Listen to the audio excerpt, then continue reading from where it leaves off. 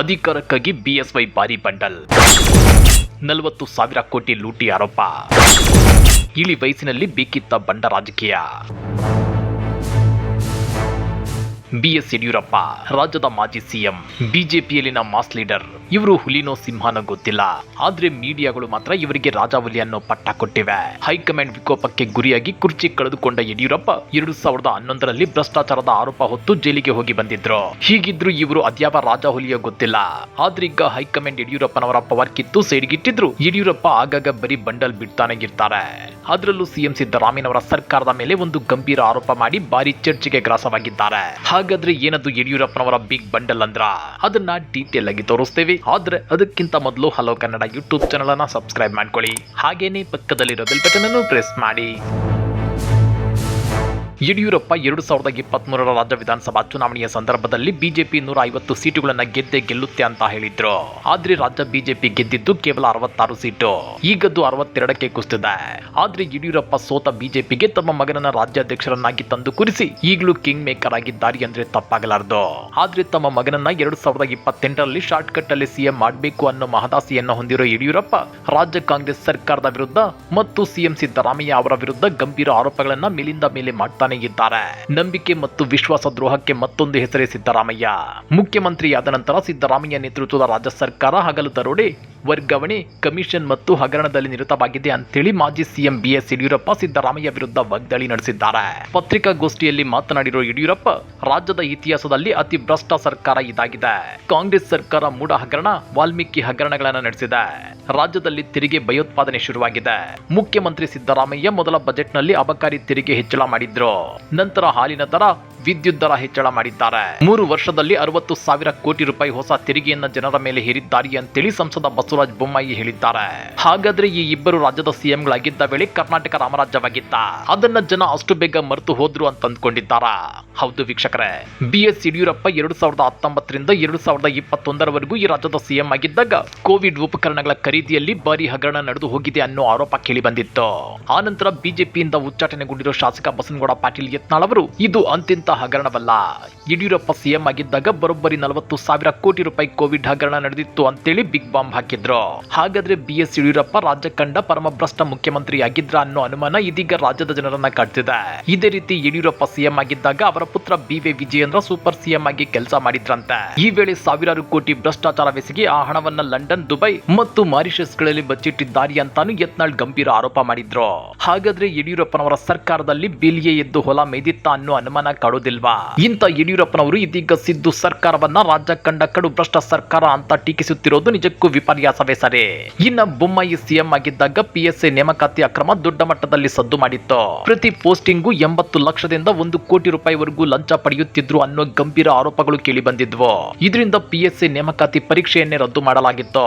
ಹಾಗೇನೆ ಬೊಮ್ಮಾಯಿ ಸಿಎಂ ಆಗಿದ್ದಾಗ ಅವರ ಸರ್ಕಾರದ ಎಲ್ಲಾ ಇಲಾಖೆಗಳಲ್ಲೂ 40ರಿಂದ 70% ವರೆಗೂ ಕಮಿಷನ್ ತಗೊಂತಿದ್ರು ಅನ್ನೋ ಗಂಭೀರ ಆರೋಪಗಳು ಮೇಲಿಂದ ಮೇಲೆ ಕೇಳಿ ಬಂದಿದ್ವು. ಗುತ್ತಿಗೆದಾರ ಸಂತೋಷ್ ಪಾಟೀಲ್ ಅಂದಿನ ಸಚಿವರಾಗಿದ್ದ ಕೆಎಸ್ ಈಶ್ವರಪ್ಪನವರ ಮೇಲೆ ಡೆತ್ ನೋಟ್ ಬರೆದಿಟ್ಟು ಸೂಸೈಡ್ ಮಾಡ್ಕೊಂಡಿದ್ರು. ಇದೆಲ್ಲದರ ಪರಿಣಾಮ ಬೊಮ್ಮಾಯಿ ಅವರನ್ನ ಕಾಂಗ್ರೆಸ್ ನಾಯಕರು ಪೇ ಸಿಎಂ ಅಂತ ಟೀಕಿಸಿದ್ರು. ಇದರಿಂದ ಕಡು ಭ್ರಷ್ಟಾಚಾರದ ಕಳಂಕ ಹೊತ್ತಿದ್ದ ಬಿಜೆಪಿ ಸರ್ಕಾರ ರಾಜ್ಯದಲ್ಲಿ ಪತನವಾಗಿತ್ತು. ಅಷ್ಟೇ ಅಲ್ಲ, ಬಿಎಸ್ವೈ ಮತ್ತು ಬೊಮ್ಮಾಯಿ ಅವರ ಆಳ್ವಿಕೆಯಲ್ಲಿ ಕೇಂದ್ರದಿಂದ ತೆರಿಗೆ ಅನುದಾನದಲ್ಲಿ ತಾರತಮ್ಯ ಮೇಲಿಂದ ಮೇಲೆ ಆಗ್ತಿದ್ರು, ಸುಮ್ಮನೆ ಕೂತಿದ್ರು. ಜೊತೆಗೆ ಕೇಂದ್ರ ಸರ್ಕಾರ ಅಗತ್ಯ ವಸ್ತುಗಳ ಬೆಳೆಗಳನ್ನ ಗಗನಕ್ಕೇರಿಸಿದ್ರು, ಮೋದಿಗೆ ಜೈ ಅಂತಿದ್ರು. ಆದ್ರೀಗ ಇದೇ ಬೊಮ್ಮಾಯಿ ಸಾಹೇಬ್ರು ಸಿದ್ದು ಸರ್ಕಾರ ತಮ್ಮ ಮೊದಲ ಬಜೆಟ್ ನಲ್ಲಿ ಅಬಕಾರಿ ತೆರಿಗೆ ಹೆಚ್ಚಳ ಮಾಡಿದೆ. ನಂತರ ಹಾಲಿನ ದರ, ವಿದ್ಯುತ್ ದರ ಹೆಚ್ಚಳ ಮಾಡಿದೆ. 3 ವರ್ಷದಲ್ಲಿ 60,000 ಕೋಟಿ ರೂಪಾಯಿ ಹೊಸ ತೆರಿಗೆಯನ್ನ ಜನರ ಮೇಲೆ ಹೇರಿದ್ದಾರೆ ಅಂತೇಳಿ ಸಂಸದ ಬಸವರಾಜ ಬೊಮ್ಮಾಯಿ ಹೇಳುತ್ತಿದ್ದಾರೆ. ಅಧಿಕಾರದಲ್ಲಿದ್ದಾಗ ಬೊಮ್ಮಾಯಿ ಸಾಹೇಬ್ರು ಮಾಡಿದ್ದು ಕೂಡ ಇದನ್ನೇ ಅಲ್ವಾ ಅಂತ ರಾಜ್ಯದ ಜನ ಪ್ರಶ್ನೆ ಮಾಡ್ತಿದ್ದಾರೆ. ಇನ್ನ ಯಡಿಯೂರಪ್ಪನವರ ವಿಷಯಕ್ಕೆ ಬರೋದಾದ್ರೆ, ಯಡಿಯೂರಪ್ಪ ರಾಜ್ಯ ಕಂಡ ಬಿಜೆಪಿಯ ಮಾಸ್ ಲೀಡರ್ ಆಗಿದ್ರು. ಆದ್ರೆ ಜನರೇ ಮೆಚ್ಚಿದ ಜನನಾಯಕರಂತೂ ಆಗಿರ್ಲಿಲ್ಲ ಅಂತೇಳಿ ಕೆಲವರು ವ್ಯಾಖ್ಯಾನಿಸುತ್ತಿದ್ದಾರೆ. ಯಾಕಂದ್ರೆ ಯಡಿಯೂರಪ್ಪ ಸಿಎಂ ಆಗಿದ್ದು ಸ್ಪಷ್ಟ ಜನಾದೇಶದಿಂದಲ್ಲ, ಅಧಿಕಾರಕ್ಕಾಗಿ ಆಪರೇಷನ್ ಕಮಲ ಅನ್ನೋ ಅಡ್ಡದಾರಿಯ ಮೂಲಕ. ಹೀಗಿದ್ರು ಯಡಿಯೂರಪ್ಪನವರ ಮೇಲೆ 2011ರಲ್ಲಿ ಭ್ರಷ್ಟಾಚಾರ ಆರೋಪ ಕೇಳಿ ಬಂದು ಅವರು ಸಿಎಂ ಆಗಿದ್ದಾಗಲೇ ಜೈಲಿಗೆ ಹೋಗಿ ಬಂದಿದ್ರು. ಆನಂತರ 2019ರಲ್ಲೂ ಮತ್ತದೇ ಆಪರೇಷನ್ ಕಮಲದ ಮೂಲಕ ಮತ್ತೆ ಸಿಎಂ ಆಗಿದ್ರು. ಆಗ ಕಾಂಗ್ರೆಸ್ ಮತ್ತು ಜೆಡಿಎಸ್ ನಿಂದ ಬಂದ ಶಾಸಕರನ್ನ ಗೆಲ್ಲಿಸಿಕೊಂಡು ಬಂದಿದ್ದಲ್ಲದೆ ಅವರೆಲ್ಲರನ್ನು ಮಂತ್ರಿಗಳನ್ನಾಗಿಯೂ ಮಾಡಿದ್ರು. ಹೀಗೆ ಮಂತ್ರಿಗಳಾದವರು ಮತ್ತು ಮಂತ್ರಿಗಳನ್ನ ಮಾಡಲು ಕೋಟಿ ಕೋಟಿ ದುಡ್ಡು ಸುರಿದ ನಡೆಸಿದ ಯಡಿಯೂರಪ್ಪನವರ ಸರ್ಕಾರ ಪ್ರತಿ ಇಲಾಖೆಯಲ್ಲೂ 40% ಕಮಿಷನ್ ಅನ್ನ ಕಲೆಕ್ಟ್ ಮಾಡಲಾಗ್ತಿತ್ತು ಅನ್ನೋ ಆರೋಪವನ್ನ ಹೊತ್ತುಕೊಂಡಿತ್ತು. ಅಂದ್ರೆ ಕೇವಲ ಹಣ ಮಾಡೋದಕ್ಕಾಗಿನೇ ಅಂದು ಯಡಿಯೂರಪ್ಪನವರ ಸರ್ಕಾರ ಅಡ್ಡದಾರಿಯಲ್ಲಿ ಅಧಿಕಾರ ಹಿಡಿದಿತ್ತು ಅನ್ನೋ ದೊಡ್ಡ ಆರೋಪ ಕೇಳಿ ಬಂದಿತ್ತು. ಇಷ್ಟೆಲ್ಲ ಆರೋಪಗಳಿದ್ಮೇಲೆ ಯಾರದ್ದು ರಾಜ್ಯ ಕಂಡ ಕಡುಭ್ರಷ್ಟ ಸರ್ಕಾರ? ಸಿದ್ದರಾಮಯ್ಯನವರದ್ದ? ಇಲ್ಲ ಈ ಹಿಂದಿನ BSY ಬೊಮ್ಮಾಯಿ ಸರ್ಕಾರಗಳದ್ದ ಅನ್ನೋ ಅನುಮಾನ ರಾಜ್ಯದ ಜನರನ್ನ ಇನ್ನಿಲ್ಲದೆ ಕಾಡ್ತಿದೆ. ಕೇಂದ್ರದ ವಿರುದ್ಧ ಸಿಎಂ ಸಿದ್ದರಾಮಯ್ಯ ವಾಗ್ದಾಳಿ. ಅಸಲಿ ಲೆಕ್ಕ ಮುಂದಿಟ್ಟು ಸಿದ್ದು ಮೋದಿಗೆ ಕೌಂಟರ್. ಪ್ರಧಾನಿ ನರೇಂದ್ರ ಮೋದಿ ವಿರುದ್ಧ ತೀವ್ರ ವಾಗ್ದಾಳಿ ನಡೆಸಿರುವ ಸಿಎಂ ಸಿದ್ದರಾಮಯ್ಯ ಚುನಾವಣಾ ಆಯೋಗ ಕೇಂದ್ರ ಸರ್ಕಾರದ ನಿಯಂತ್ರಣದಲ್ಲಿರೋದ್ರಿಂದಲೇ ಮತದಾರರ ಪಟ್ಟಿಯ ದುರುಪಯೋಗದ ಆರೋಪವನ್ನ ಎದುರಿಸಿದ ಏಕೈಕ ಪ್ರಧಾನಮಂತ್ರಿ ನರೇಂದ್ರ ಮೋದಿ ಅಂತ ಹೇಳಿದ್ದಾರೆ. ಜವಾಹರ್ಲಾಲ್ ನೆಹರು ಮತ್ತು ಇಂದಿರಾ ಗಾಂಧಿ ಅಧಿಕಾರದಲ್ಲಿದ್ದಾಗ ಚುನಾವಣಾ ಆಯೋಗದ ದುರುಪಯೋಗದ ಯಾವುದೇ ಆರೋಪಗಳು ಕೇಳಿ ಬಂದಿರಲಿಲ್ಲ. ಕಾಂಗ್ರೆಸ್ ಯಾವತ್ತೂ ಚುನಾವಣಾ ಆಯೋಗವನ್ನ ದುರುಪಯೋಗ ಪಡಿಸಿಕೊಂಡಿಲ್ಲ ಅಂತೇಳಿ ಸಿಎಂ ಸಿದ್ದರಾಮಯ್ಯ ಹೇಳಿದ್ದಾರೆ. ಇನ್ನ ವಿಧಾನಸಭೆಯ ವಿರೋಧ ಪಕ್ಷದ ನಾಯಕ ಆರ್ ಅಶೋಕ್ ಅವರು ರಾಜ್ಯದ ಆರ್ಥಿಕ ಪರಿಸ್ಥಿತಿ ಸಂಕಷ್ಟ ಎಂಬ ಆರೋಪಕ್ಕೆ ಪ್ರತಿಕ್ರಿಯಿಸಿರುವ ಸಿಎಂ ಸಿದ್ದರಾಮಯ್ಯ, ಕರ್ನಾಟಕವು GST ಸಂಗ್ರಹದಲ್ಲಿ ದೇಶದಲ್ಲಿ 2ನೇ ಸ್ಥಾನದಲ್ಲಿದೆ. ಹೂಡಿಕೆಗಳ ದೃಷ್ಟಿಯಿಂದ ರಾಜ್ಯದ ಆರ್ಥಿಕ ಸ್ಥಿತಿ ದೃಢವಾಗಿದೆ ಅಂತ ಹೇಳಿದ್ದಾರೆ. ಆ ಮೂಲಕ ರಾಜ್ಯದ ಆರ್ಥಿಕ ಸ್ಥಿತಿ ದೇಶಕ್ಕಿಂತ ಉತ್ತಮವಾಗಿದೆ ಎಂದಿದ್ದಾರೆ. ದೇಶದ GDP 7.14% ಇದ್ರೆ ರಾಜ್ಯದ GDP ದರ 8.1% ಇದೆ ಅಂತ ಹೇಳಿದ್ದಾರೆ. ಯಾವ ಸರ್ಕಾರದ ಆರ್ಥಿಕ ಸ್ಥಿತಿ ಉತ್ತಮ ಎಂಬುದನ್ನ ನೋಡಬೇಕು. ರಾಜಕೀಯ ಆರೋಪಗಳನ್ನ ಮಾಡುವಾಗ ಅತ್ಯಂತ ಎಚ್ಚರಿಕೆಯಿಂದಿರಬೇಕು ಅಂತೇಳಿ ಸಿಎಂ ಸಿದ್ದರಾಮಯ್ಯ ವಾಗ್ದಾಳಿ ನಡೆಸಿದ್ದಾರೆ. 2023ರಲ್ಲಿ ಕಾಂಗ್ರೆಸ್ ಸರ್ಕಾರ ಅಧಿಕಾರಕ್ಕೆ ಬಂದಾಗ ರಾಜ್ಯದ ಸಾಲ 5.30 ಲಕ್ಷ ಕೋಟಿ ರೂಪಾಯಿ ಇತ್ತು. 2019ರಿಂದ 2023ರವರೆಗೆ ಬಿಜೆಪಿ ಆಡಳಿತದಲ್ಲಿತ್ತು. 2027ರ ಮಾರ್ಚ್ ವೇಳೆಗೆ ರಾಜ್ಯದ ಸಾಲ 8.24 ಲಕ್ಷ ಕೋಟಿ ರೂಪಾಯಿಗೆ ಏರಲಿದೆ. ಹೆಚ್ಚು ಸಾಲ ತೆಗೆದುಕೊಂಡಿದ್ದು ಯಾರು ಅಂತೇಳಿ ಸಿಎಂ ಸಿದ್ದರಾಮಯ್ಯ ಪ್ರಶ್ನಿಸಿದ್ದಾರೆ.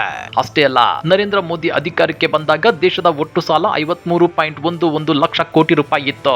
ಇದು ಸ್ವತಂತ್ರ ದಿನದಿಂದ 2013ರವರೆಗೆ ಎಲ್ಲಾ ಸರ್ಕಾರಗಳು ತೆಗೆದುಕೊಂಡ ಸಾಲ. ಈಗದು 218 ಲಕ್ಷ ಕೋಟಿ ರೂಪಾಯಿಗೆ ಏರಿದೆ. ಕಳೆದ 12 ವರ್ಷಗಳಲ್ಲಿ ಮೋದಿ ತೆಗೆದುಕೊಂಡ ಸಾಲ 165 ಲಕ್ಷ ಕೋಟಿ ರೂಪಾಯಿ ಆಗಿದೆ. ಈಗ ಮೋದಿ ಅವರನ್ನ ಏನಂತ ಕರೆಯಬೇಕು ಅಂತೇಳಿ ಸಿಎಂ ಸಿದ್ದರಾಮಯ್ಯ ಟೀಕಾ ಪ್ರಹಾರ ನಡೆಸಿದ್ದಾರೆ. ಇನ್ನ ಪ್ರಪಂಚದಲ್ಲಿ 2 ರೀತಿಯ ಆರ್ಥಿಕ ವ್ಯವಸ್ಥೆಗಳಿವೆ. ಒಂದು ಮೇಲ್ವರ್ಗಕ್ಕೆ ಅನುಕೂಲವಾಗುವುದು, ಮತ್ತೊಂದು ಕೆಳವರ್ಗದವರ ಅಭಿವೃದ್ಧಿಗೆ ಸಹಾಯಕವಾಗುವುದು. ಬಿಜೆಪಿ ಮೇಲ್ವರ್ಗದ ಪರವಾಗಿದ್ರೆ ಕಾಂಗ್ರೆಸ್ ಕೆಳವರ್ಗದ ಸಮೃದ್ಧಿಗೆ ಕೆಲಸ ಮಾಡುತ್ತಿದೆ. ಬಸವಣ್ಣ, ಅಂಬೇಡ್ಕರ್ ಮತ್ತು ಮಹಾತ್ಮ ಗಾಂಧಿ ಅವರ ಆಶಯದಂತೆ ಹಿಂದುಳಿದವರ ಕಣ್ಣೀರನ್ನ ಒರೆಸಲು ನಾವು ಕೆಲಸ ಮಾಡುತ್ತಿದ್ದೇವೆ ಅಂತ ಹೇಳಿದ್ದಾರೆ. ಬಿಜೆಪಿ ಗ್ಯಾರಂಟಿ ಯೋಜನೆಗಳನ್ನ ವಿರೋಧಿಸುತ್ತಿದೆ ಅಂತ ಆರೋಪಿಸಿರುವ ಸಿಎಂ ಸಿದ್ದರಾಮಯ್ಯ, ಬಡವರಿಗಾಗಿ ಇರೋ ಯೋಜನೆಗಳಿಗೆ ಬಿಜೆಪಿ ಯಾವತ್ತೂ ವಿರೋಧವಾಗಿದೆ. ನಾವು ಗ್ಯಾರಂಟಿ ಯೋಜನೆಗಳ ಅಡಿಯಲ್ಲಿ ಹಣವನ್ನ ನೇರವಾಗಿ ಲಾಭಾರ್ಥಿಗಳ ಬ್ಯಾಂಕ್ ಖಾತೆಗಳಿಗೆ ವರ್ಗಾಯಿಸುತ್ತಿದ್ದೇವೆ. ಇದರಿಂದ ಭ್ರಷ್ಟಾಚಾರ ತಪ್ಪುತ್ತಿದೆ. ಬಿಜೆಪಿ ಆರೋಪಗಳಲ್ಲಿ ಯಾವುದೇ ತೂಕವಿಲ್ಲ ಅಂತೇಳಿ ಸಿಎಂ ಸಿದ್ದರಾಮಯ್ಯ ರಿಯಾಕ್ಟ್ ಮಾಡಿದ್ದಾರೆ. ಇನ್ನ 2019ರಿಂದ 2023ರವರೆಗೆ ರಾಜ್ಯದಲ್ಲಿ ಅಧಿಕಾರದಲ್ಲಿದ್ದ ಬಿಜೆಪಿ ಅಭಿವೃದ್ಧಿಗಾಗಿ ಹೆಚ್ಚಿನ ಕೆಲಸ ಮಾಡಿಲ್ಲ ಅಂತ ಆರೋಪಿಸಿರುವ ಸಿಎಂ ಸಿದ್ದರಾಮಯ್ಯ, ಮಧ್ಯ ಕರ್ನಾಟಕದ ದಾವಣಗೆರೆಗೆ ಅವರು ಏನು ಕೊಡುಗೆ ನೀಡಿದ್ದಾರೆ ಅಂತ ಪ್ರಶ್ನಿಸಿದ್ದಾರೆ. ದಾವಣಗೆರೆ ಮತ್ತು ಬಾಗಲಕೋಟೆ ಉಪಚುನಾವಣೆಗಳಲ್ಲಿ ನಾವು ಭಾರಿ ಬಹುಮತದಿಂದ ಗೆಲ್ಲುತ್ತೇವೆ ಅನ್ನೋ ಆತ್ಮವಿಶ್ವಾಸ ವ್ಯಕ್ತಪಡಿಸಿದ್ದಾರೆ. ಹಾಗಾದ್ರೆ ಬಿಜೆಪಿ ನಾಯಕರು ಕೇವಲ ಅಧಿಕಾರಕ್ಕಾಗಿ ಜನರನ್ನ ಯಾಮಾರಿಸೋ ತಂತ್ರದ ಮೊರೆ ಹೋಗಿದ್ದಾರಾ? 2019ರಿಂದ 2023ರವರೆಗೂ ಬಿಜೆಪಿ ಕೈಗೆ ಅಧಿಕಾರವನ್ನ ಕೊಟ್ಟು ರಾಜ್ಯವನ್ನ ಭ್ರಷ್ಟಾಚಾರದ ಕೂಪಕ್ಕೆ ತಳ್ಳಿದ್ದು ಸಾಲದು ಅಂತೇಳಿ 2028ರಲ್ಲಿ ಮತ್ತೆ ಅಧಿಕಾರ ಕೊಡಬೇಕಾ? ಅಧಿಕಾರ ಇಲ್ಲದಿರುವಾಗಲೇ ಪಕ್ಷದೊಳಗಿನ ಅಧಿಕಾರಕ್ಕಾಗಿ ಕಿತ್ತಾಡ್ತಾ ಮನೆಯೊಂದು 10 ಬಾಗಿಲುಗಳನ್ನಾಗಿ ಮಾಡಿಕೊಂಡಿರೋ ಬಿಜೆಪಿ ರಾಜ್ಯದ ಜನರಿಗೆ ದಕ್ಷ ಪ್ರಾಮಾಣಿಕ ಆಡಳಿತ ಕೊಡಲು ಸಾಧ್ಯವೇ? ಕಮೆಂಟ್ ಮಾಡಿ, ವಿಡಿಯೋ ಲೈಕ್ ಮಾಡಿ, ಶೇರ್ ಮಾಡಿ. ಇಂಥ ಮತ್ತಷ್ಟು ರೋಚಕ ರಾಜಕೀಯ ಸುದ್ದಿಗಳನ್ನ ಮಿಸ್ ಮಾಡದೆ ನೋಡಬೇಕು ಅಂದ್ರೆ ಹಲೋ ಕನ್ನಡ ಯೂಟ್ಯೂಬ್ ಚಾನಲ್ ಅನ್ನ ಸಬ್ಸ್ಕ್ರೈಬ್ ಮಾಡ್ಕೊಳ್ಳಿ.